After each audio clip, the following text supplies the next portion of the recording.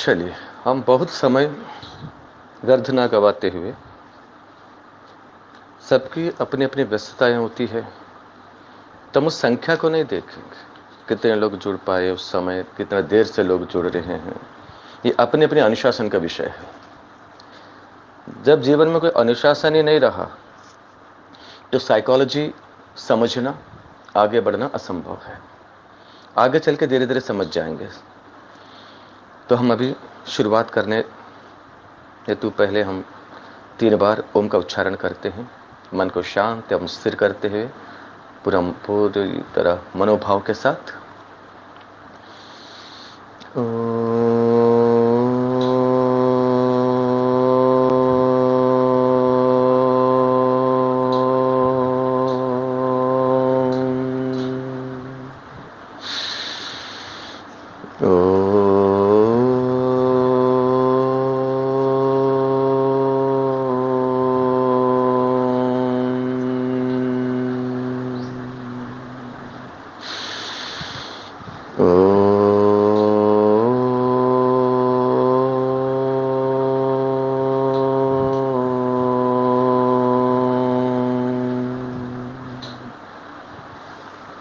चलिए, सभी को सुप्रभात, वंदन, वंदे मातरम।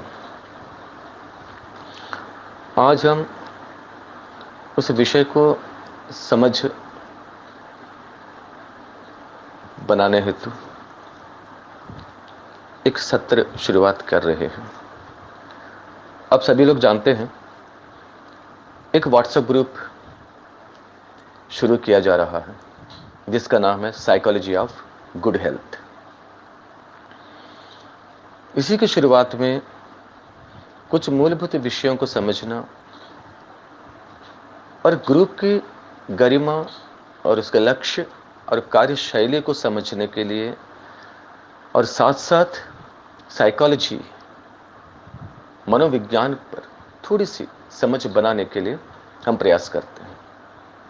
क्योंकि जब किसी प्रकार का ग्रुप की शुरुआत करते हैं, वो बिना लक्ष्य का, बिना किसी जानकारी का शुरू करते हैं, तो धीरे धीरे वह ग्रुप का लक्ष्य भटकते हुए ग्रुप एक कॉमन ग्रुप बन जाती है। अब जानते ही होंगे, अधिकांश लोग जो है ग्रुप्स में जुड़े रहते हैं, उनमें से और अधिकांश लोग ऐसे भी होते हैं कि ग्रुप के कोई विषय को ज़्यादा ध्यान नहीं देते हैं। ना तो पढ़ते हैं, ना तो समझते हैं, ना तो उस पर फोकस करते हैं, ना जीवन में उतारते हैं। बस एक शौक रहती है कई ग्रुप्स में रहने का, उस पर जुड़ जाते हैं। ये एक तरह का व्यक्तित्व होती है। और दूसरे प्रकार के और व्यक्तित्व ऐसे होते हैं, क्यों ग्रुप में आते हैं, क्यों ग्रुप से वापस जाते हैं, समझ में नहीं आता, ना सब्र रहती। आप देखोगे, आएंगे 10-15 मिनट के अंदर फिर लेफ्ट भी होंगे। एक चीज समझ में नहीं। तो एक शॉपिंग मेनिया होती है। मार्केट में जाते जाते एक दुकान में जाना, फिर दुकान से बाहर जाना, फिर बाजू वाले दुकान में जाना, फिर बाजू वाले दुकान से एक मन की चंचलता का, अस्थिरता का संकेत होता है। तो उन पर हम ज्यादा फोकस नहीं कर सकते। ऐसा व्यक्ति तो कभी बदल भी नहीं सकते, और उनको खुद को पता नहीं होता किसी ग्रुप से, किसी व्यक्ति से, समाज में किसी संगठनों से क्यों जुड़ रहे हैं, वो जुड़ने का पीछे मकसद क्या था, और जुड़े क्यों है, इस विषय पर कोई बोध होता ही नहीं। इसीलिए मैंने कई वर्षों से व्हाट्सएप ग्रुप पे वो काम कर रहा था, तो मैंने व्हाट्सएप को एक साधारण विषय नहीं मानता। अगर हमें सही विधि के अनुसार, सही सिद्धांतों के आधार पर हम उस पर चले, तो बहुत बेहतरीन कार्य हम इसमें कर सकते हैं। यानी कई सालों से मैं इसको प्रूव करने का प्रयास भी करते आया। तो हमने जितनी संख्या जुड़ी है, 100, 200, 300, वो सब अलग विषय है।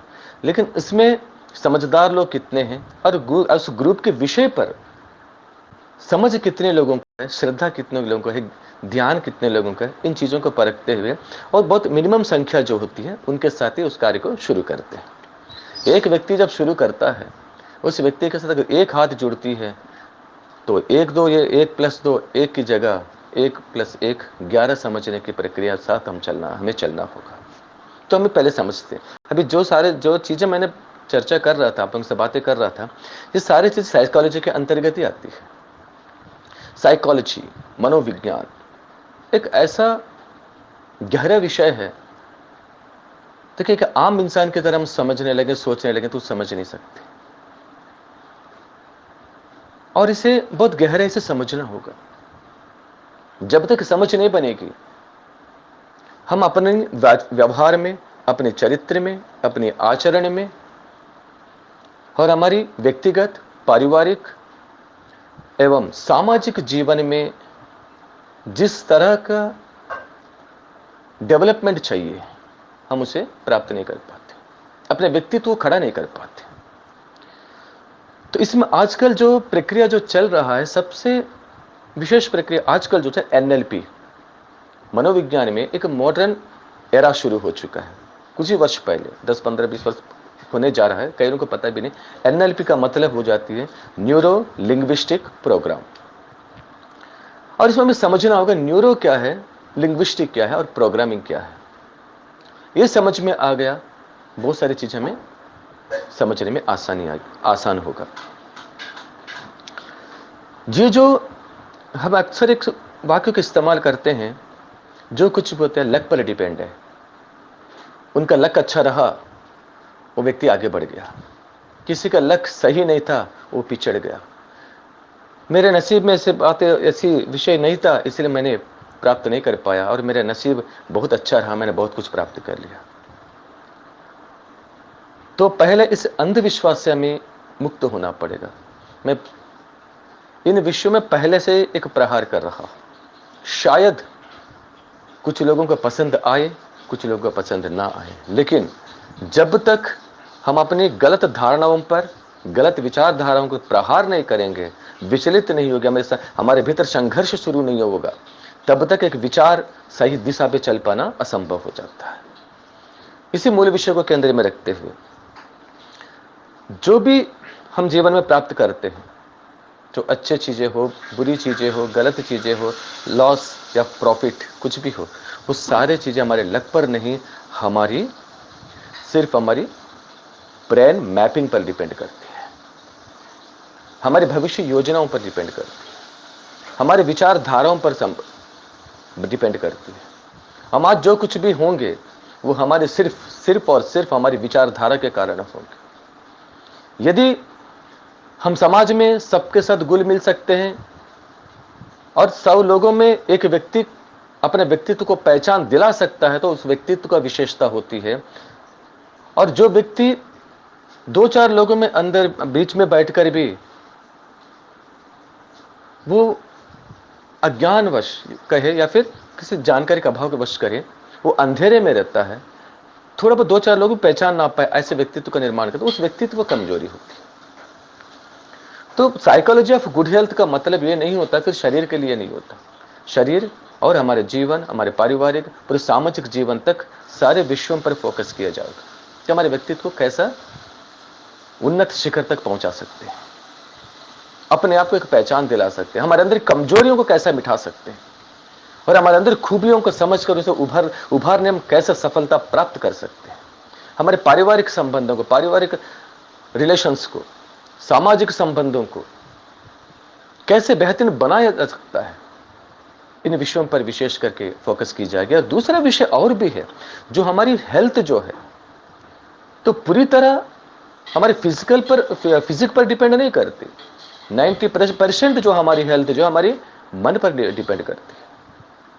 इसी विषय को कई वर्षों से, 10-15 वर्षों से मैंने कार्य करते लोगों को बताने का कोशिश कर रहा था, लोगों तक पहुंचाने का कोशिश कर रहा था, प्रयास कर रहा था। इसी उद्देश्य से ही हेल्थी माइंड हेल्थी बॉडी का ग्रुप का भी निर्माण हुआ। लेकिन दुर्भाग्यवश ऐसा है कि ग्रुप अच्छा ही चल रहा है, बहुत अच्छा चल रहा है, लेकिन जिन विचारधारा के साथ चलना था वो चीज नहीं आ रही। अच्छे लोग जुड़ते हैं, लेकिन धीरे धीरे अपना सब्जेक्ट्स को, किसी ना कुछ सब्जेक्ट को जोड़ते चले जाते हैं। क्योंकि जब किसी ग्रुप को हम शुरुआत करते हैं, एक लक्ष्य होती है। एक कॉमन ग्रुप तो सैकड़ों मिल जाएंगे जो कोई काम करने, एक बार देख के छोड़ने के लिए। हम एक्टिव नहीं हो सकते उसमें, क्योंकि उसमें कोई निर्माण नहीं होता। किसी आयुर्वेद पर डिपेंड है, कुछ समझ में बनतियां हैं, कुछ आयुर्वेद शास्त्र पर, आयुर्वेद विज्ञान पर काम चल रहा है। कोई मनोविज्ञान पर का ग्रुप बनता है, तो समझ में आता है कि किसी मनोविज्ञान पर या फिर हमारी साइकोलॉजी पर विशेष करके काम चलने वाला है। एक धार्मिक ग्रुप शुरू करवाते हैं, उसमें समझ में आते आध्यात्मिक विषयों पर, धार्मिक विषयों पर फोकस की जाएगी। अगर मान के चले कि साइकोलॉजी ग्रुप शुरू किए जाते, उसमें धार्मिक विषयों को भी जोड़ देंगे, हम साइकोलॉजी को भी देंगे और सामाजिक विषयों के पॉलिटिक्स को भी जोड़ देंगे। मैं ये नहीं कहता कोई भी विषय अपने आप में गलत होती है, अपने आप में सब सारे विषय श्रेष्ठ होती है, लेकिन उसके लिए उस प्लेटफॉर्म की जरूरत है, प्लेटफॉर्म की जरूरत है। उस प्लेटफॉर्म उसी विषय पर काम होता है, वो उच्च स्तर तक पहुंच सकती है, उन्नत शिखर तक पहुंच सकती है, उस कार्यक्रम को काफी ऊंचाई तक लेके जाने में सफलता प्राप्त कर सकते हैं। लेकिन सारी चीजें मिक्स होने के बाद धीरे धीरे ग्रुप का विषय जो कॉमन हो जाती है और इसमें अलग अलग पसंद वाले अलग अलग बिखरने लग जाते हैं। तो इस विषय को देखकर मैंने कुछ चीजों को अलग किया हूं। तो साइकोलॉजी है क्या और इस साइकोलॉजी की जरूरत क्या है, और इस साइकोलॉजी सब्जेक्ट के आधार पर हम शारीरिक मानसिक सामाजिक स्वास्थ्य को हम सुधार सकते। संभव है? संभव नहीं है। संभव ही नहीं है, 100% प्रामाणिकता भी है। क्योंकि अब पहले इसको अपन समझ जाते हैं, पहले समझने की कोशिश करते हैं न्यूरो क्या है। न्यूरो लिंग्विस्टिक प्रोग्राम, मैं एनएलपी नहीं सिखा रहा हूं, लेकिन आजकल जो चल रही है न्यूरो लिंग्विस्टिक प्रोग्राम, जो कितना साइंटिफिक है और हम जिस आधार पर काम करने जा रहे हैं उस पर किस स्तर पर हम काम कर सकते हैं, इस समझ बनाने के लिए बात कर रहा हूं। हमारी नाड़ी मंडल में पल पल सैकड़ों हजारों विचारें, परिवर्तनें घटित होते रहते हैं जो हमें पता भी नहीं चलता। नाड़ी मंडल का मुख्य केंद्र जो हमारी मस्तिष्क, हमारी ब्रेन, ये निरंतर कार्यरत रहती है। हम सोते समय भी काम करती है, जागते समय भी काम करती है। ब्रेन नहीं सोती है। ब्रेन सो गए तो ब्रेन डेड हो जाएगा, यानी इंसान मृत्यु का शिकार हो जाएगा। ब्रेन निरंतर कार्य करती है। हजारों लाखों विचारों का वो संग्रह हमें पता भी नहीं चलता, निरंतर वो घटित होती रहती है, कई परिवर्तन होते रहते हैं। तो यह हमें इस बात समझना होगा, हमारा शरीर एक कंप्यूटर समझ जाते हैं, अभी कंप्यूटर लैंग्वेज में बात करते हैं। हमारे शरीर एक कंप्यूटर है, हमारी ब्रेन एक हार्डवेयर, और इस हार्डवेयर पर प्रिंट होने वाले प्रत्येक विचार, प्रत्येक हमारी विचारधारा, प्रत्येक हमारी क्या बोलते हैं भावनाएं, हमारे फीलिंग्स, ये सारे चीजें जो है हमारी सॉफ्टवेयर है। तो बॉडी हो गया हार्डवेयर, ब्रेन हो, बॉडी हो गया कंप्यूटर, ब्रेन हो गया हार्डवेयर, और हमारे विचार है जो हो गया सॉफ्टवेयर।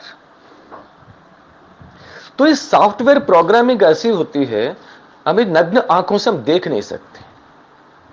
जैसे इस कंप्यूटर में किसी भी प्रोग्रामिंग को हम देख सकते हैं, हार्डवेयर को देख सकते हैं, समझ सकते हैं, उसका अंदर के पार्ट्स को, इंटरनल पार्ट्स को समझ सकते हैं, उनको स्विच बोर्ड को समझ सकते हैं, कीबोर्ड को समझ सकते हैं, माउस को समझ सकते हैं, कंप्यूटर के ढांचा को समझ सकते हैं, और टोटल कंप्यूटर को मिला के हमने समझ सकते हैं। लेकिन इसके सॉफ्टवेयर को कभी हमें नग्न आंखों से देख नहीं सकते, यह संभव है। वैसा ही हमारे विचारों से, हमारी भावनाओं के माध्यम से जो सॉफ्टवेयर, जो प्रोग्रामिंग बनती, उस प्रोग्रामिंग को हम कभी भी अपने नग्न आंखों से देख नहीं सकते, ना समझ सकते। तो इस प्रोग्राम को हम कभी नहीं समझ पाएंगे, देख नहीं पाएंगे। तो बिना दिखे यह सॉफ्टवेयर छोटी छोटी कार्यों तक बेहतरीन ढंग से निर्वहन कर लेता है। तो हमारी इस माइंड में तो प्रोग्रामिंग कैसे होती है? हमारे 5 इंद्रियां जो है, 5 कर्मेंद्रिय हैं, 5 ज्ञानेंद्रिय हैं, ये हमारी की है, हमारे कीबोर्ड के कुछ कीज है। वे इनके माध्यम से हमारी प्रोग्रामिंग बनती है, वो हमारे सॉफ्टवेयर में स्टोर होती है। ठीक है। जैसे हमारी आंखों से जिन विषय, किसी भी दृश्य को हम देखें, उस दृश्य को हम अपने कैमरे से फोटो लिए, उस प्रिंट आउट को हमने हार्डवेयर तक भेजे, उसके बाद हार्डवेयर की सहायता से हम सॉफ्टवेयर में स्टोर कर लिए, प्रोग्रामिंग हो गया। वैसा ही हमें जो चीजें, जो विषय, जिस विषय को सुनते हैं, किसी भी स्मेल को अनुभव करते हैं, और टेस्ट को अनुभव करते हैं, या किसी स्पर्श को अनुभव करते हैं, जिनके माध्यम से जो फीलिंग्स हमारे अंदर निर्मित होती है, प्रोड्यूस होते हैं, वही फीलिंग्स जो हमारे सॉफ्टवेयर में मुद्रित हो जाते हैं, यानी प्रिंट हो जाते हैं। तो यहां पर होता क्या है, व्यक्ति इस सॉफ्टवेयर को ओपन करते हैं। तो मान के चले कंप्यूटर से हम इंटरनेट ओपन करते हैं, अब सैकड़ों हजारों वेबसाइट्स हमें मिल जाएंगी, ये तो हर कोई जान रहा है। लेकिन ठीक वैसा ही जब हमारी इस कंप्यूटर को ओपन करते हैं, मानव कंप्यूटर को हमें ओपन करते हैं, ह्यूमन कंप्यूटर को हम शुरू कर रहे हैं, ओपन कर रहे हैं, तो उसमें एक व्यक्ति, इंसान के द्वारा बनाया गया एक इंटरनेट और कंप्यूटर में जितना वेबसाइट है, उससे कई गुना ज्यादा वेबसाइट्स हमारे इस मन मस्तिष्क अपने इस कंप्यूटर में मिल जाएंगी, उससे कई गुना ज्यादा। वो मानव निर्मित है, ये ईश्वर निर्मित है, और इसकी क्षमता अपार है, विराट है, एक कंप्यूटर से कंपेयर नहीं कर सकते। एक ब्रेन, एक माइंड हजारों कंप्यूटर्स को बनाने की क्षमता रखती है, लेकिन एक कंप्यूटर एक हजारों इंसानों को ब्रेन्स को या फिर माइंड को बनाने की क्षमता एक कंप्यूटर नहीं रख सकती। ये अंतर है, इसको हमें समझना होगा। तो इस कंप्यूटर में जो वेबसाइट खोलते हैं, हम जो वेबसाइट खोलेंगे वही प्रोग्राम हम देखेंगे। कोई एजुकेशन के संबंधित वेबसाइट खोलते हैं, वो खुलेगी। किसी सामाजिक संगठन की वेबसाइट खोलेंगे तो वो देखेंगे। किसी अश्लील दृश्यों को देखने के, अश्लील वेबसाइट से खोलेंगे, अश्लीलता दिखेगी, वल्गर। हम जैसा चाहते हैं वैसे वेबसाइट हम खोल सकते हैं, वैसे दिख सकती है। तो वैसा ही एक इंसान क्या करता है अपने जीवन में, बचपन से लेकर आज तक, जब से वो इस अपने आप को संभालने शुरू किया, अपने आप को समझना शुरू किया, पहचानना शुरू किया, समाज को पहचानना शुरू किया, तब से लेकर के आज तक जो भी भावनाएं हैं, जो भी घटनाएं हैं, जीवन में जो कुछ भी देखा होगा, अनुभव किया होगा, इन सारे वेबसाइट से ऐसा वेबसाइट खोलता है जो निराशा के साथ चलता है और नेगेटिव थॉट्स के साथ चलता है, अपनी पीड़ाओं के साथ गुजरा हुआ चीजों को, उन विषयों को ज्यादा सोचता है, इसीलिए व्यक्ति दुखी हो जाता है, डिप्रेशन में चले। अपने डिप्रेशन के संबंधित किसी ने कुछ बातें कह दिया, उस बात को लेकर ने कोई सी ऐसी दुर्घटना, कोई सी घटना घटित होगी, उन घटनाओं को लेकर के व्यक्ति दिन रात सोचते सोचते सोचते अपने आप को विघ्न बना लेते हैं, बीमार बना लेता है। लेकिन कंपेयर करेंगे, इसके मुकाबले उससे बराबर हो सकते, उससे कई गुना ज्यादा हो सकता है। बहुत आनंद के साथ, उत्साह के साथ, उमंग के साथ, खुशियों के साथ बिताए हुए जीवन के बहुत सारे पल ऐसे होंगे हमारे जीवन में। उन पलों को याद करने का प्रयास ना जो प्रयास करता है, ना तो उस वेबसाइट को खोलने का कोशिश करता है, जिस वजह से हम बीमार पड़ जाते हैं। तो इस पर जो व्यक्ति, कुछ व्यक्ति ऐसे समझदार व्यक्ति है, वो पॉजिटिविटी के साथ चलता है, पॉजिटिव सब्जेक्ट के संबंधित अपने माइंड के वेबसाइट्स को खोलता है तो खुश रहता है, आनंद के साथ रहता है। तो इसे कहते हैं न्यूरो सिस्टम, जो हमारे सिस्टम को कैसे बनाया जाता है। और यहां पर दूसरी बात होती है लिंग्विस्टिक। लिंग्विस्टिक है क्या? हमारे 5 इंद्रिय, 5 कर्मेंद्रिय के माध्यम से जो प्रिंट, जो भावनाएं, जो फीलिंग्स, सारे अनुभूतियां, एक्सपेरिमेंट्स, एक्सपीरियंस को हम स्टोर करते हैं। एक उदाहरण के लिए मैं बता दूं, यदि मान के चले मैंने आपसे कहा एक नींबू निचोड़ रहा हूं, नींबू निचोड़कर आपके मुंह में एक चम्मच डाल दिया। आप थोड़ी देर की कल्पना कर लीजिए, खट्टा नींबू का रस आपके मुंह में पड़ा है, तो क्या रिएक्शन होगी आपकी? थोड़ी देर में आपको खट्टापन महसूस होने लगेगा, पल भर में, और इसके बाद आपके मुंह से एक लार उत्पन्न होने लगेगा, लार की मात्रा बढ़ जाएगी। इसी को कहते हैं लिंग्विस्टिक। जिस तरह की भावनाएं हमारे मन मस्तिष्क में पनपती है, जिस वेबसाइट को खोलने के बाद वो भावनाओं को हम टच करते हैं, जब वेबसाइट खुलती है तब वो दृश्य हमें दिखती है, वो सब्जेक्ट हमें दिखती है, वो विषय हमें दिखती है। तो ठीक वैसे जैसी भावनाओं के साथ हम अपना माइंड की वेबसाइट, वेब के पड़ी हुए हजारों लाखों वेबसाइट्स में से जो वेबसाइट हम खोलते हैं, उसी दृश्य को देखेंगे, उसी चीजों का, उन्हीं विषयों का अनुभव करेंगे, उन्हीं विषयों के आधार पर हमारी प्रोग्रामिंग होगी। इसी को कहते हैं लिंग्विस्टिक। हमारे मन के द्वारा, हमारे थॉट के द्वारा उत्पन्न रिएक्शन, हमारे शरीर में होती है, उसी रिएक्शन को लिंग्विस्टिक कहते हैं। वो पॉजिटिव भी हो सकती है, नेगेटिव भी हो सकता है। तो ये बात समझ में, न्यूरो क्या है? ब्रेन, और लिंग्विस्टिक है प्रोग्रामिंग, माइंड एंड बॉडी का लिंग्विस्ट जो निर्माण होती है। और इसमें प्रोग्रामिंग क्या है? तो एनएलपी यही सिखाती है अपने जीवन को आनंदमय कैसा बनाना है, सुखमय कैसा बनाना है, उत्साह युक्त कैसा बनाना है। अपनी छोटी छोटी पलों को हम अनुभव करते, एंजॉय करते हुए जीवन में खुशियों का अनुभव कैसा करना है, और मुझे अपने लोगों के साथ व्यवहार कैसा कर रखना है, चाहे वो मेरी पत्नी हो, मेरे बच्चे हो, मेरी माँ हो, मेरी पिता हो। क्या हम सही व्यवहार कर पा रहे हैं? क्या हमने खूब हजारों लाखों रुपया कमा ले रहे हैं, बड़े बड़े बिल्डिंग्स बना लेते हैं, और गहना बहुत सारे खरीद लेते हैं, बंगला, गाड़ी, दुनिया भर की हम सारी चीजें एकत्रित कर लेते हैं। कोई कमी नहीं, होना भी चाहिए, क्योंकि हमें एक उच्च स्तर के जीवन जीना है। हर व्यक्ति के लिए जरूरत है जिनके जो कोशिश है। हर कोई योगी नहीं है कि वो कि साधारण जिंदगी बिताने का शौकीन हो। 99% हमें व्यक्ति ऐसे मिलेंगे कुछ सुख सुविधाओं के साथ हमारे जीवन को सुखमय बनाना चाहते हैं। ठीक है, उनका एक सोच, एक विचार है, गलत सोच नहीं कह सकते। हर व्यक्ति की अपने अपने विचारधारा होती है। लेकिन क्या मैंने अपने व्यवहार से अपने माता पिता को संतुष्ट कर पा रहा हूं? उनके संतुष्ट करने लायक मैं कोई सी व्यवहार कर पा रहा हूं?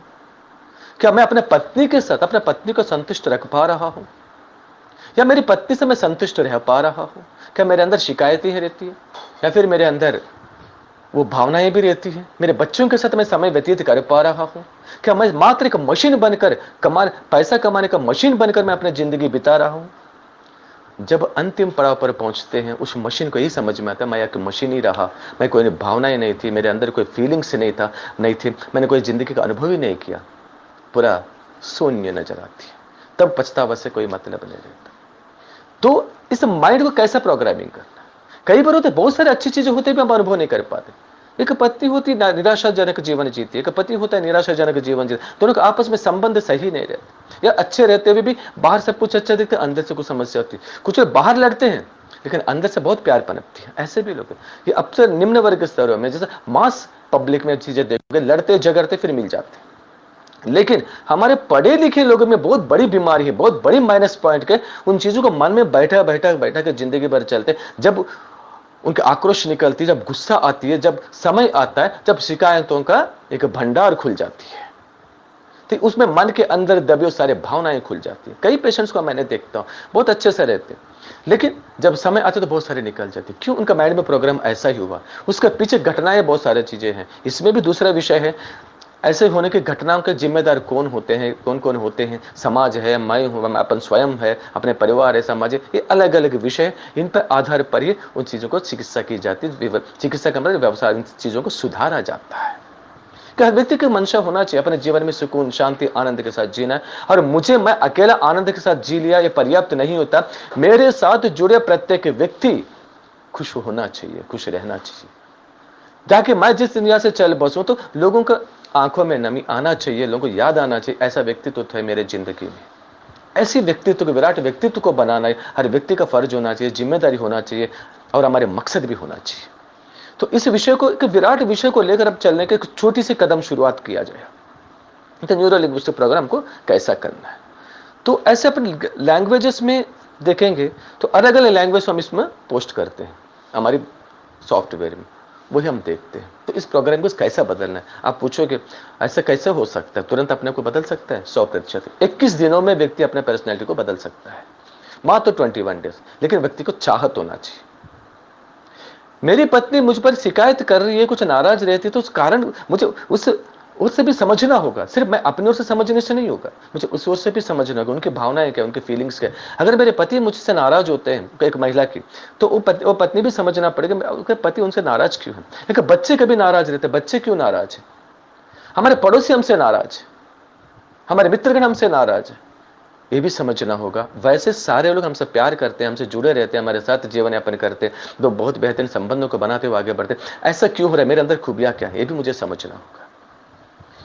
तो इस तरह मन के संबंधित विषयों को समझने, और कई बार इससे बड़ा मतलब बहुत विशेष विषय के लिए अभी आगे बढ़ रहा हूं, जो मैंने हमेशा कहता हूं, मैं नहीं कहता हूं, एक मनोविज्ञान कहती है, पहले 80% कहा जाता था, आज भी कल 80% ही मानते, लेकिन आज की नए दौर में 100% यही माना जा रहा है, 90% बीमारियों का कारण मन है।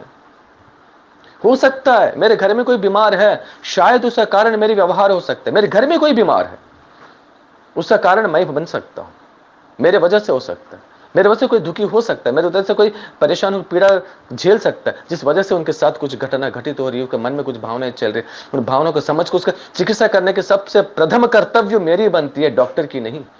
मेरी मनो चिकित्सा मेरे घर से शुरू करना चाहिए, मेरी पत्नी के साथ, मेरे बच्चों के साथ, मेरी परिवार संबंधियों के साथ, हमारे मित्रों के साथ, हमारी समाज के साथ। इसीलिए गायत्री परिवार वाले कहते बहुत अच्छा नारा है, हम बदलेंगे तो युग बदलेगा, हम सुधरेंगे तो युग सुधरेगा। लेकिन यहां पर मैं ही सही हूं, ये ईगो है, मैं भी सही हूं, ये आत्मविश्वास है। हम दोनों सही है, एक साइकोलॉजी मैनेजमेंट है। लेकिन दोनों भी सही होते हुए भी दोनों अलग अलग है, पृथक पृथक विचारधाराएं अलग है। आपका विचार अलग होगी, मेरे विचार अलग होगी। इसका मतलब ये नहीं आपका विचार गलत है, मेरे विचार सही है, तो मेरे विचार गलत है, आपके विचार सही है। हो सकते धाराएं अलग हो सकती है, लेकिन अंतिम लक्ष्य एक ही बन सकती है। तो इस विषय को भी समझना होगा, इन विषयों को फोकस करते हुए अपने व्यक्तित्व को निखारना होगा, हम इन चीजों को समझना होगा। इसी उद्देश्य से अभी साइकोलॉजी ऑफ गुड हेल्थ, तो इन सारे चीजों को देखते हुए मैंने ऐसे कई लोगों को देखता हूं, कई लोगों में मैंने सैकड़ों को आपके सामने खड़ा कर सकता हूं, क्या कि इसी तरह मनोभावनाओं के साथ, इसी तरह प्रोग्रामिंग के कारण, गलत प्रोग्रामिंग भी हो सकती है, हमारी अनुभूतियों के अनुभवों के कारण उत्पन्न होने वाले प्रैक्टिकल घटना भी हो सकती है, जो हमारी प्रोग्रामिंग बन जाती है। उस प्रोग्रामिंग के बदौलत हमें कितना नरक देखना पड़ता है, कितनी बीमारियों का सामना करना पड़ता है, जितना विचलित होना पड़ता है, जितने सुनहरे पलों को गंवाना पड़ता है, जीवन को व्यर्थ कर लेना पड़ता है। यहां तक कि लोगों को आत्महत्या तक पहुंचते होने मैंने देखा है। परिवारों को पहले आगाह करने के बाद भी ध्यान नहीं दे पाते, तो अंत में वही परिणाम देखने के बाद लोग दुखी हो जाते हैं। उस समय कुछ नहीं बचता। वो अलग विषय है। आत्महत्याओं के बहुत सारे रीजन भी है, जेनेटिक रीजन्स होती है, उनके ब्रेन केमिकल्स के रीजन्स होती है, और अनुवांशिक इतिहास का बहुत सारे, और आगे चल के उनसे विषय में आगे बढ़ेंगे हम लोग। लेकिन यहां पर सबसे हमें पहले यह समझना होगा, हम बीमार क्यों पड़ते हैं।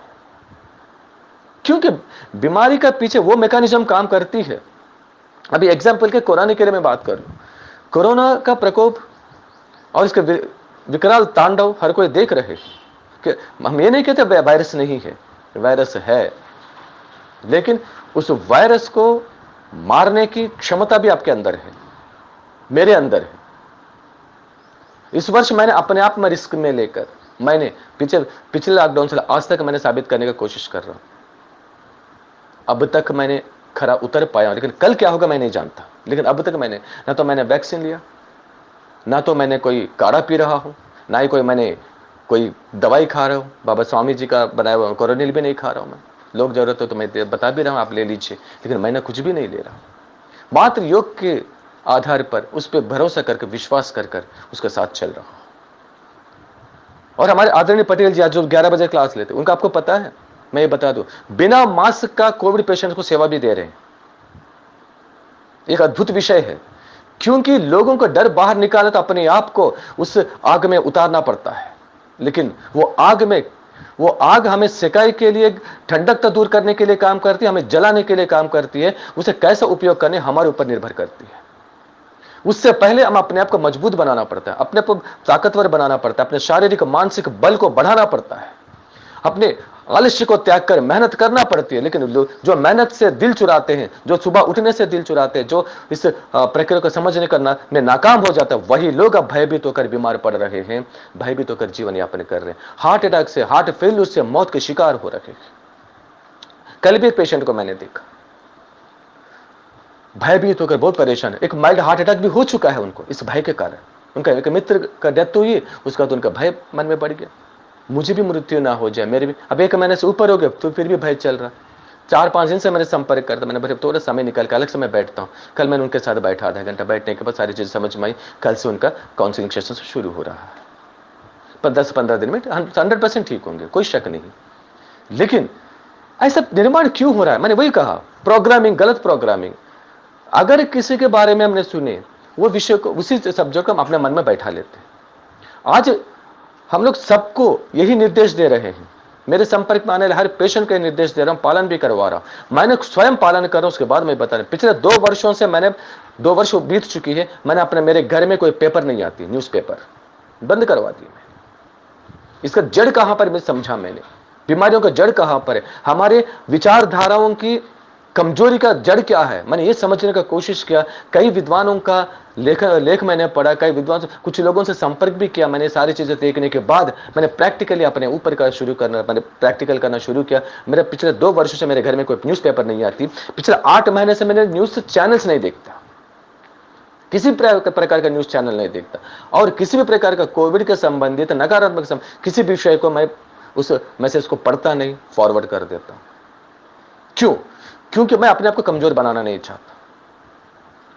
क्योंकि जिस वक्त हम किसी विषय से भयभीत हो जाते हैं, किसी भी विषय के लेकर विचलित हो जाते हैं, हमारे शरीर के अंदर बीमारियों से लड़ने की अद्भुत क्षमता रखने वाले टी सेल्स जो होते हैं, उनके द्वारा प्रोड्यूस होने वाली natural killer cells, NK cells जो होती है, उसका पतन शुरू हो जाती है, उसका अंत शुरू हो जाती है, उसका प्रोडक्शन कमजोर पड़ जाती है। जब हमारे शरीर के अंदर एनके सेल्स की कमी आ गई, अब सर्दी जुकाम से लेकर हर बीमारी आपके शरीर पर, मेरे शरीर पर हमला करने की क्षमता रखती है, क्योंकि हमारे शरीर लड़ ही नहीं सकता। हमें अस्त्र शस्त्र गिरा लिए। तो पूरा माइंड गेम यही चल रहा है, प्रोग्रामिंग, गलत प्रोग्रामिंग कर व्यक्ति डर जाता है। एक विषय में अभी एग्जांपल के मतलब, यहां पे हमारी कॉलोनी का एक विषय है, एक व्यक्ति का, एक मुसलमान भाई का, उनका डेथ हुआ पिछले माह। तो वैसा ही हुआ, उनको सर्दी हुआ, किसी डॉक्टर के पास गए, उन्होंने दवाई दिए, 2 दिन खाया, फिर क्योंकि सर्दी के लिए हर कोई जानते हैं 1 सप्ताह का समय मिलती है। दवाई खा तो 1 सप्ताह चलता है, दवाई ना खा तो 7 दिन चलती है। ये कहावत हर कोई जान रहे, समझ, हर लैंग्वेज में उपयोग की जाती है, हर प्रांत में इस भाषा के ऊपर अपने इस एग्जाम्पल का उपयोग किया जाता है।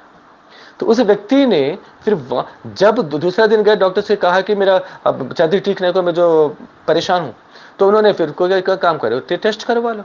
टेस्ट का नाम सुनते ही इनका बेचैनी शुरू हो गई, रिपोर्ट आया ही नहीं। शाम तक, दूसरे दिन तक तबियत बिगड़ने लगा, उनका हॉस्पिटलाइज कर दिया। उनके रिश्तेदारों ने कहा अभी हॉस्पिटल में क्यों भेजे, तो गलत किए, क्योंकि वो चीज ऐसा नहीं था। अभी शुरुआती में आप क्यों घबराए? फिर जो भी हुआ, हॉस्पिटल की गलती नहीं कहूंगा, लेकिन हुआ जो हॉस्पिटलाइज हुए, उसके बाद उनको धीरे धीरे इलाज चल ही रहा था।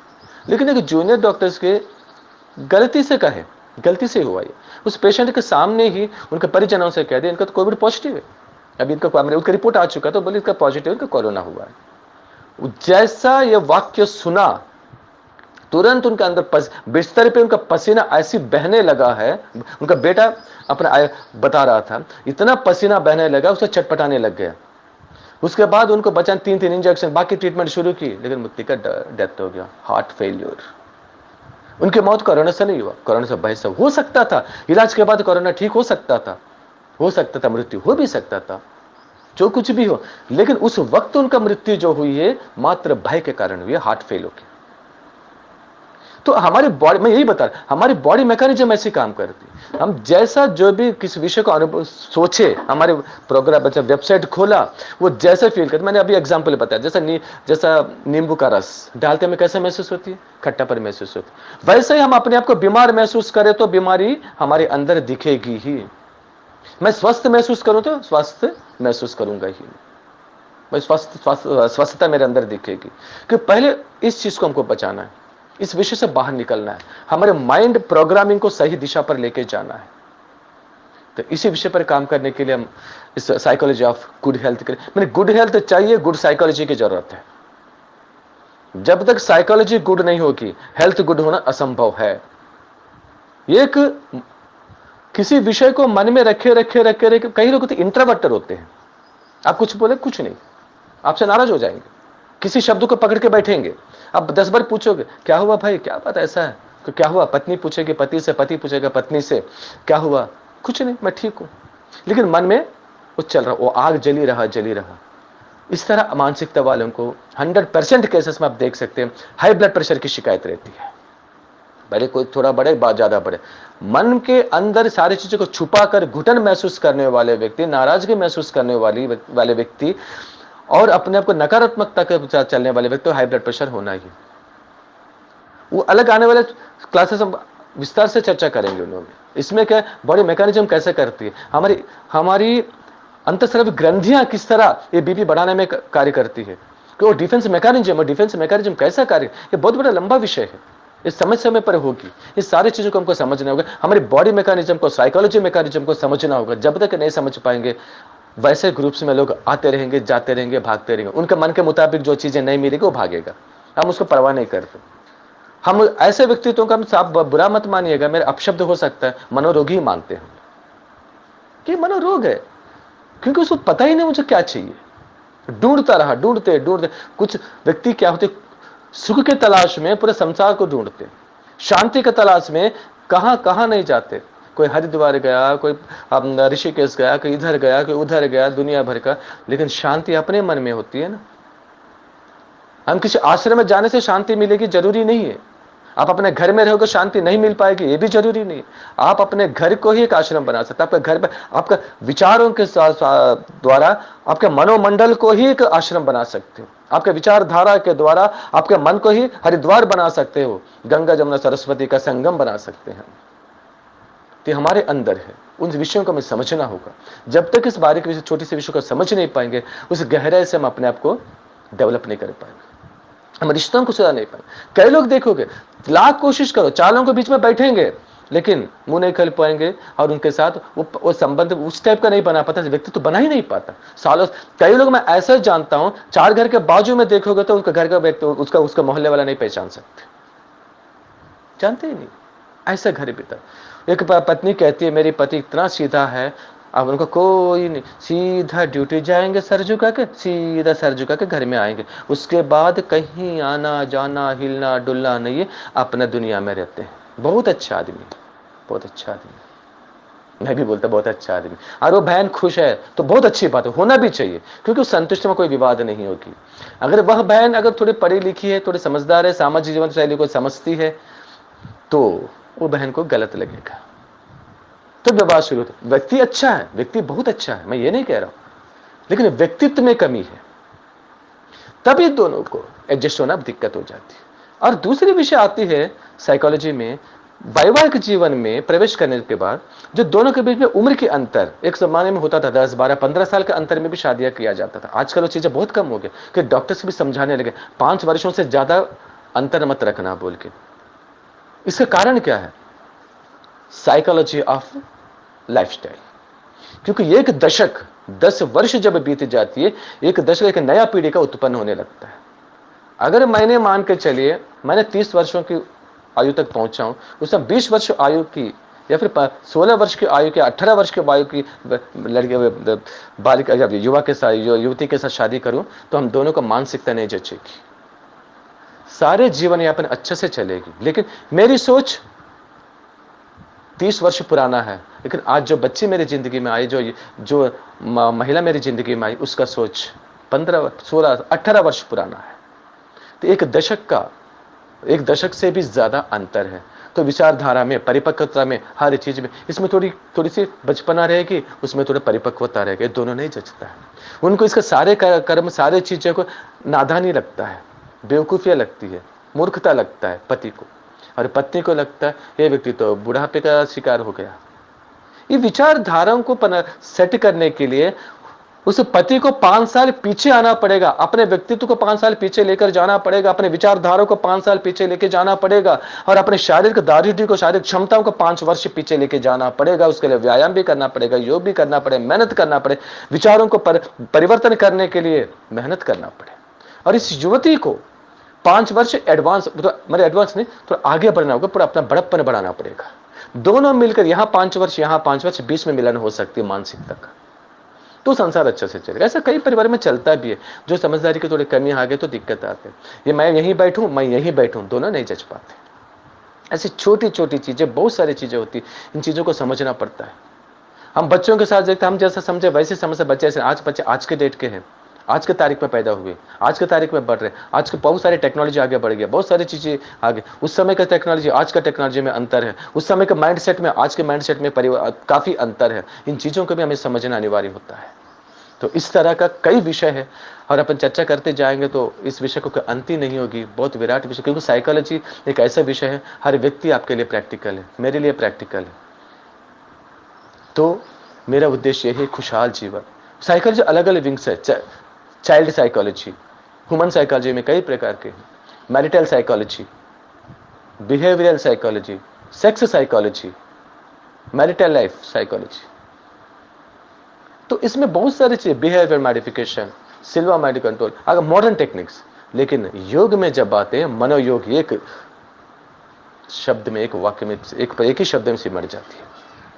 आधुनिक विज्ञान कितने भी नाम दे, वो सारे बहुत सारी चीजें हमने भी सीखा है, वो अपने पेशेंट को ठीक करते भी, लेकिन वो जगह कहीं ना कहीं उन चीजों को अपन देखते हैं तो उसमें ये मिलती है, मनोविज्ञान कहीं ना कहीं हमारी मनोयोग जुड़ा हुआ है। अच्छा, मनोयोग को हम समझ गए, बहुत सारी चीज़ों को आसानी से समझ सकते हैं, हमारे जीवन को खुशहाल बना सकते हैं, खुशहाल जीवन बिता सकते हैं, बिगड़ते हुए संबंधों को भी सुधार सकते हैं, सुधरा हुआ वो बेहतर संबंधों को बिगाड़ भी सकते हैं। बस ये आत्मविश्वास हमारे अंदर होना चाहिए। किसी भी हालत में, किसी भी परिस्थितियों में, उन परिस्थितियों को हैंडल करने की क्षमता हमारे अंदर उत्पन्न होना चाहिए और उसका निर्माण भी करना चाहिए। ऐसे एक व्यक्तित्व निर्माण के लिए बहुत जल्द एक और विंग चालू होने वाला, शुरू होने वाला, अलग क्लासेस, व्यक्तित्व विकास की लगभग 60 से 70 दिनों की क्लासेस होंगी, अलग होंगी। वो अलग ही प्रक्रिया से हम रजिस्ट्रेशन करना पड़ेगा। पूरे व्यक्तित्व विकास पर ही हम फोकस करने जा रहे हैं। तरह तरह के व्यक्तित्व उसमें मिलेंगे, बचपन से लेकर के वृद्धावस्था तक। उन सारे व्यक्तित्व के विषयों को समझते हुए हम अपने जीवन को पूरे व्यक्तित्व, पूरे विकास के साथ कैसा बढ़ाना है, अपने व्यक्तित्व को कैसा आगे बढ़ाना है, हमको समझना होगा और सीखना होगा। इसी के लिए एक विराट कार्य भी शुरू होने वाले, व्यक्तित्व विकास का भी शुरू होने वाला है। तो इन सारी चीजों को मैं एक लक्ष्य के साथ चल रहा हूं। एक ग्रुप बना दिया, ग्रुप में कोई भी मैसेज भेज रहे, कोई भी देख रहा है। एक व्यक्ति के अभी बीच में भी साइकोलॉजी ऑफ गुड हेल्थ में भी मैंने सेटिंग चेंज करना पड़ा, लेकिन उसमें जो भी 2-3 लोग भेजे हैं गलत नहीं है, बहुत अच्छे अच्छे विचार है। कोई गायत्री परिवार के विचार भेजे, कोई अच्छे अच्छे विचार भेजे, लेकिन मेरा कहना यह है इस प्लेटफॉर्म में उस चीज को उनके लिए नहीं बनाया गया। एक ऐसे मान के चल कई अच्छे अच्छे विचारों को फॉरवर्ड की जाती है, क्या उन विचारों से व्यक्तित्व में बदलाव आ रहा है? अच्छा, धरती पर स्वर्ग बन गया होता पूरी तरह, इतनी समस्याएं नहीं होती, इतने विवादें नहीं होती, इतने पारिवारिक संबंधों में बिखराव नहीं होता। सब एक घर के एक छत के अंदर बीच में, एक छत के नीचे रहते हुए भी मानसिक रूप से अलग अलग बिखरे हुए नहीं रहते। ऐसे परिस्थिति हमने देख ही रहे हैं, लेकिन वो नहीं समझ पाते तो हम कुछ नहीं कर सकते, सैल्यूट करके छोड़ देते हैं। जो लोग समझ के आगे बढ़ते हैं हम उसको साथ देने के तैयार रहते हैं। इन चीजों को हमको विषय को समझना होगा। तो वहां पर इसलिए मैंने रोक लगाया कि एक व्यक्ति 6-6, 10-10 अगर मैसेज भेजता है, अरे वैसा व्यक्ति मेरे जैसा 10 व्यक्ति जुड़ जाता है, अरे व्यक्ति 10-10 मैसेजेस भेजता है तो कितना हो रहा? हम समझे इस चीज को। सामने वाले मोबाइल पर कितना बोझ पड़ रहा है, और वो चीज कहीं ना कहीं सुना हुआ देखा हुआ ही मैसेजेस है। मैंने जो मैसेजेस आते हैं कहीं 10 मैंने 55 से भी, बीच में 53, अभी 2 चीज और बढ़ गए, 55 से भी अधिक ग्रुप्स में जुड़ा हुआ हूं। तो इन 55 ग्रुप्स के इस तरह का माहौल बनती है तो मेरी मोबाइल का क्या हाल होगी, मैं अपना लक्ष्य के साथ जो काम कर रहा हूं उस लक्ष्य को क्या हाल तक लेके जा सकता हूं। और इतने महंगे मोबाइल खरीदने के बाद जिसमें 125 से 150 तक जो मेमोरी होती है वो मेमोरी भी कम पड़ जाती है, तो हम कहां जा रहे हैं, किस ओर जा रहे हैं? क्या हम एक मैसेज लिए उसको चिपका दिया दूसरे को, वही है हम जीवन में उतारे? मेरा एक ही सिद्धांत है, जब जो भी मैसेज, मैंने बहुत अच्छा मैसेज पढ़ा, मैंने पहले अपने अंदर उतारने का कोशिश करूं, पहले सबसे पहले 1 दिन 2 दिन सप्ताह दिन, और उसे मैं महसूस करूं, हाँ मेरे जीवन में उतारे, परिवर्तन महसूस किया, तब जाकर किसी को सलाह दूं। मैंने अनुभव ही नहीं किया। मैसेज अच्छा लगा दूसरे को चिपका दिया, ये मैसेज अच्छा लगा यहां फॉरवर्ड कर दिया, नहीं तो उस ग्रुप में पड़ा हूं, देख ही नहीं रहा। ये भी एक कारण है, अत्यधिक मैसेजेस के कारण ही लोग जो है ग्रुप को खोलने से डरते हैं, ग्रुप के विषयों से वंचित हो जाते हैं, अच्छे अच्छे विषयों से वंचित हो जाते। इसीलिए मैंने बार बार रिक्वेस्ट कर रहा हूं, कह लो नाराज भी हो जाते हैं, कुछ लोग कुछ दिन के लिए गायब भी हो जाते हैं, ऐसे बहुत सारी चीजें विषय देखने को मिलता है। कारण क्या है? तो उनके मुताबिक ग्रुप नहीं चल रहा है। हम भाई कई भी ग्रुप को बनाए, सामने वाले के मुताबिक चलाने के लिए कोई ग्रुप नहीं बना रहा हूं मैं। और मैं अपने मुताबिक चलाने का ग्रुप नहीं बना रहा हूं, मैं बना रहा हूं एक लक्ष्य के साथ, एक सिद्धांत बना रहा हूं। उस सिद्धांत के साथ जो उतर सकते हैं उनके साथ, सबके साथ चलने के लिए मैं तैयार हूं। मैं अपने सिद्धांतों में बदलाव नहीं कर सकता। वो सिद्धांत मेरा अपना व्यक्तिगत सिद्धांत नहीं, मेरे व्यक्तिगत जीवन के लिए नहीं, मेरी तरक्की के लिए नहीं, मेरी मनोनिर्माण के लिए नहीं है, मेरे पर्सनल डेवलपमेंट के लिए नहीं, मेरे साथ जुड़े प्रत्येक व्यक्ति के लिए है। इसी उद्देश्य में काम करना चाहता हूं। उस हिसाब का मैं इसलिए मैं डरता नहीं। बड़े ग्रुप में 10 ही लोग रहे, लेकिन सही लोग रहे, समझ सके उस ग्रुप के लक्ष्य को, और मेरी उद्देश्यों को समझ सके, उनके उद्देश्यों को मेरे साथ शेयर कर सके। हो सकता है कई चीजें मेरे भी गलतियां हो सकती है, किसी और की गलतियां हो सकती है, और मेरी गलती तो मैं भी उन गलतियों को सुधार सकूं। क्या मैं भी उतना ये तो नहीं कि इतना परिपक्व नहीं कर पाऊंगा कि मैं जिंदगी में कोई गलती नहीं हुआ हो मेरे से, मेरी कमजोरी नहीं हुआ हो, मेरे अंदर कमजोरी नहीं रहा हो, लेकिन एक एक कमजोरी क्योंकि गलतियों को सुधारते हुए, जीतते हुए आगे बढ़ना ही जीवन है। यही सकारात्मकता है। हर गलती को सुधारने की क्षमता हमारे अंदर होना चाहिए, और हर कमजोरियों को मिटाने की क्षमता हमारे अंदर होना चाहिए। ऐसा व्यक्तित्व का निर्माण मेरा उद्देश्य है, और इस उद्देश्य के साथ जो भी मेरे साथ चलना चाहते हैं उन सबके साथ मैं हूं। और इसी उद्देश्य को आपको सामने रखते हुए मैंने बहुत काफी समय, आज 45 मिनट कभी कभी लगा है। आप सभी से बहुत बहुत धन्यवाद, अभिनंदन, अभिवादन। और आज के बाद हम इस कार्यक्रम को शुरू कर रहे हैं संडे के बाद, और उस ग्रुप में भी करेंगे। और दूसरी बात जो है, मैक्सिमम हमारी कोशिश ये रहती है कि लोगों को बिना मेरे संपर्क में आए इन छोटी छोटी चीजों को सुधार सके, ऐसे रास्ता दिखाने का मैं कोशिश करता हूं। क्योंकि एक व्यक्ति इतना सभी लोगों के साथ मैं जुड़ नहीं पाता, फिर भी कोशिश करता हूं।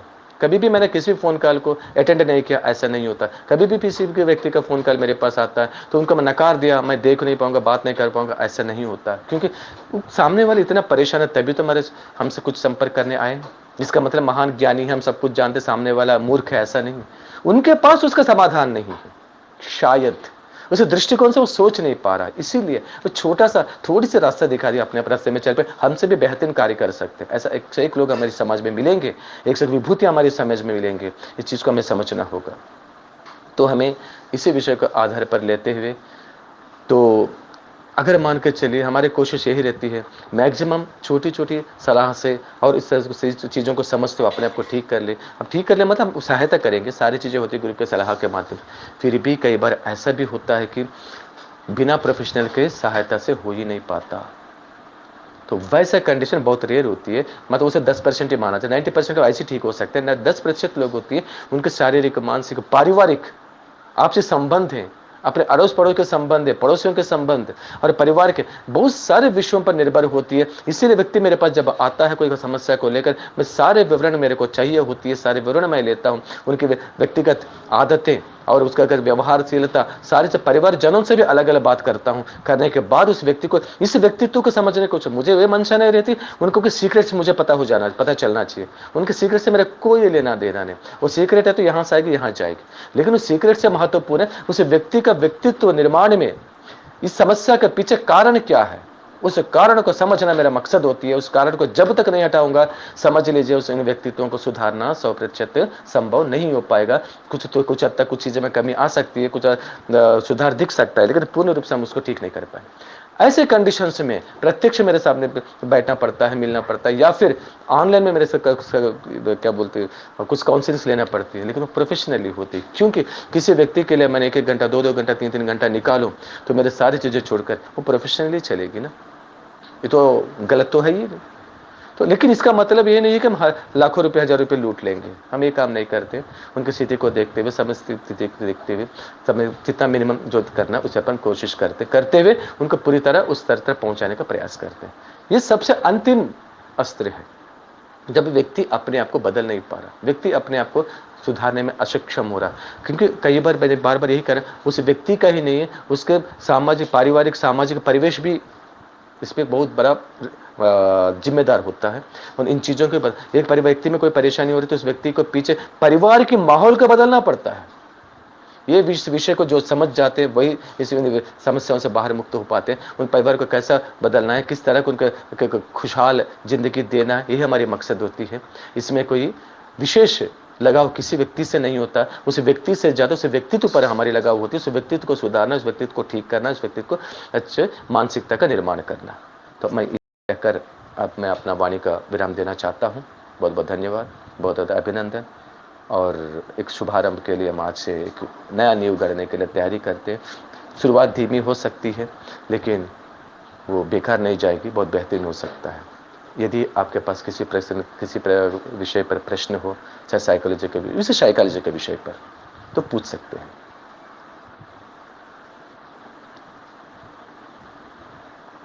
प्रणाम बहन।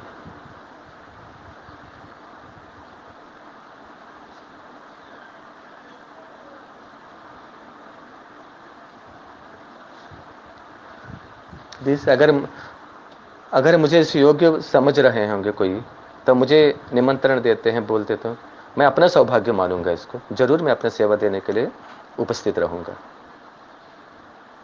स्वागत।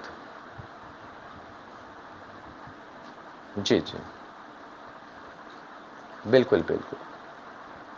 और ठीक है ना, अपन बात जरूर अपना चर्चा करके उसको डेट फिक्स करते हैं ना। जी बिल्कुल बिल्कुल, 11:30 बजे उपलब्ध हो जाऊंगा, दिक्कत नहीं। अगर पेशेंट टाइम आगे पीछे सेट करके मैं कर दूंगा। ठीक है, कोई बात। ठीक है, धन्यवाद। और किसी प्रकार का प्रश्न किसी का मन में?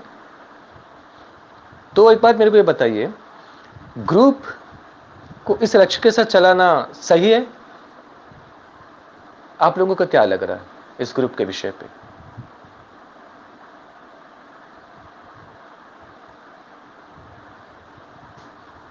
नहीं नहीं, उसे कॉमन में रखा हूं।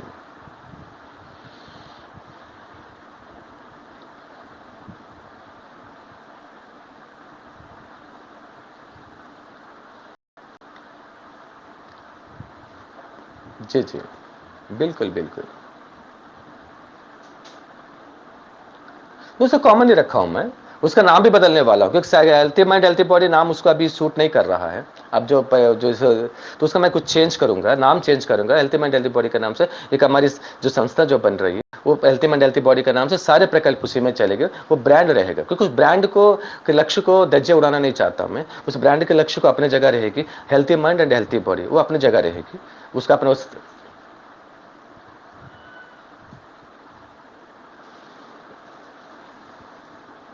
नहीं नहीं, अच्छा, बहुत अच्छा, नहीं बहुत अच्छा है उनका। उस बिल्कुल बिल्कुल, उसी ग्रुप पर परिवर्तन करेंगे कुछ चीज़ों को। अब एक बार उनके बात कर लेते, कई लोगों से बात करने के बाद उसका डिसीजन ले, क्योंकि एडमिन तो मैं हूं, लेकिन एक तरफा निर्णय लेना उचित नहीं होता। सभी लोगों का पसंद, उनके रुचियों को देखते हुए उन चीज़ों को करेंगे। इसलिए मैंने उस ग्रुप को काफ़ी तक परिवर्तन कर सकता था, लेकिन मैं अलग अलग ग्रुप्स बनाने के पीछे भी योग वालों के लिए योग में रखा, साइकोलॉजी इंटरेस्टिंग जिनका है साइकोलॉजी में रखा, और ये सारी चीज़ अलग अलग विंग से काम कर रहे हैं। बोझ मेरे ऊपर पड़ेगा, लेकिन वो काम बहुत बेहतरीन होगी। मैंने उस ग्रुप पे अच्छे ढंग से हम काम कर सकते हैं, इसे उद्देश्य कर।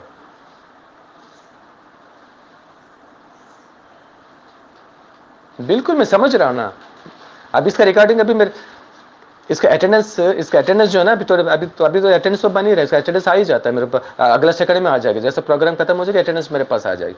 उसमें आपको समझ में आएगा कौन कौन अटेंड किया, कौन कौन अटेंड नहीं किया। और इसका मतलब बाकी लोग सब नाराज नहीं रहेंगे, क्योंकि उनका रुचि नहीं है। ठीक है, उनका व्यक्तित्व अलग है, रहने दीजिए। उनका जितने खुश है उसमें रहने दीजिए। लेकिन जिन व्यक्तियों में ये चीजें बहुत विशेष रूप से मन में बैठ रहा है, कुछ लक्ष्य बन रहा है अपने व्यक्तित्व को निखारने के लिए, वैसा पर काम करेंगे, कोई दिक्कत नहीं। एक व्यक्ति ही एक विराट साम्राज्य का खड़ा कर सकता है। पता नहीं आप लोगों में से कौन सा ऐसा व्यक्तित्व होंगे ऐसे साम्राज्य को खड़ा कर पाएंगे। हो भी सकता है, हो सकता है बहुत बेहतरीन काम आगे कल पे दिखा देंगे समाज को। हम देखेंगे, आशय रखते हैं, नकारात्मक तक तो सोचेंगे नहीं।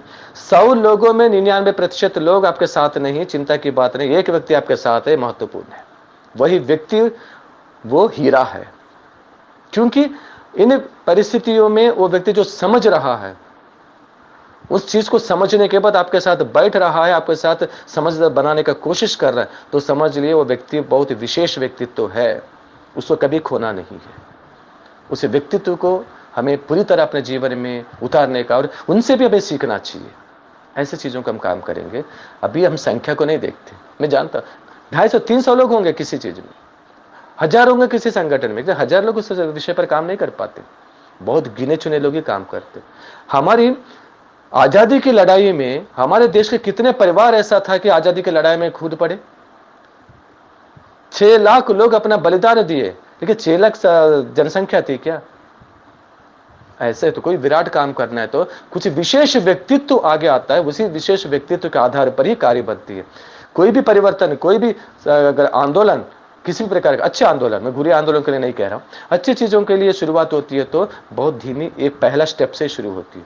वो पहला कदम आपके साथ जो चल सकता है, आपके साथ कदम ताल मिलाकर, कदम पर कदम चला मिलाकर चला सकता है, हर कठिनाइयों में, हर समस्याओं में, हर दुख में, हर दर्द में आपके साथ, या फिर उस विषय के साथ लड़ने के लिए, उसके साथ चलने के लिए, अपने आप को तप करने के लिए तैयार होता है, वही व्यक्ति तो इस समाज में कुछ कर सकता है। वरना व्यक्ति अपने लिए पैदा होगा, अपने लिए जिएगा, अपने लिए मरेगा, इस समाज में कोई अस्तित्व बना ही नहीं सकता। हम उन व्यक्तित्वों की बात ही नहीं करते जो कोई मतलब ही नहीं रहता।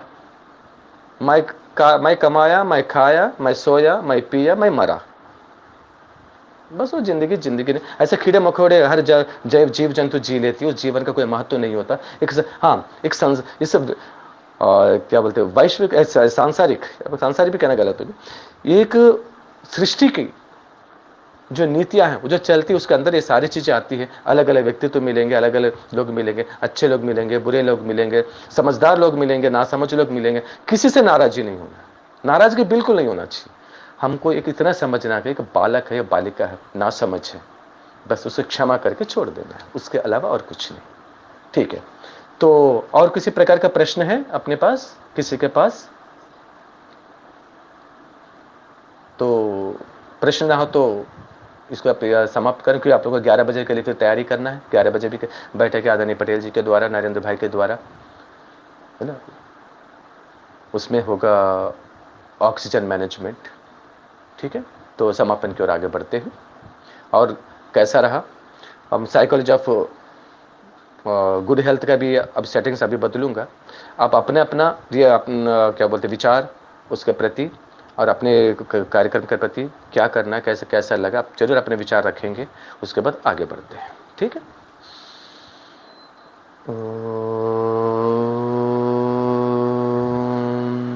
सर्वे भवन्तु सुखिनः, सर्वे सन्तु निरामयाः, सर्वे भद्राणि पश्यन्तु, मा कश्चित् दुःखभाग् भवेत्। ॐ शान्तिः शान्तिः शान्तिः।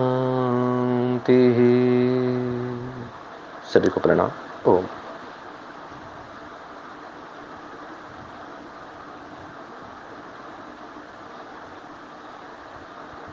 हाँ,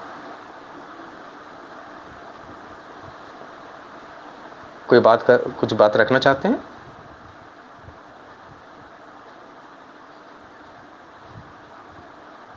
कोई कुछ कहना चाह रहे हैं?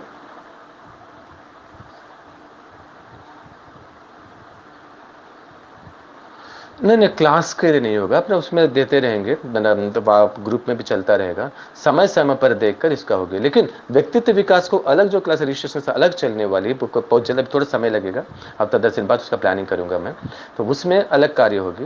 वो अलग, जैसे पर्सनालिटी डिसऑर्डर्स जिनका है, पर्सनालिटी प्रॉब्लम्स के लिए, उसमें अपने व्यक्तित्व को समझने के लिए, निखारने के लिए काफ़ी हद तक सहायता मिल जाएगी उसमें।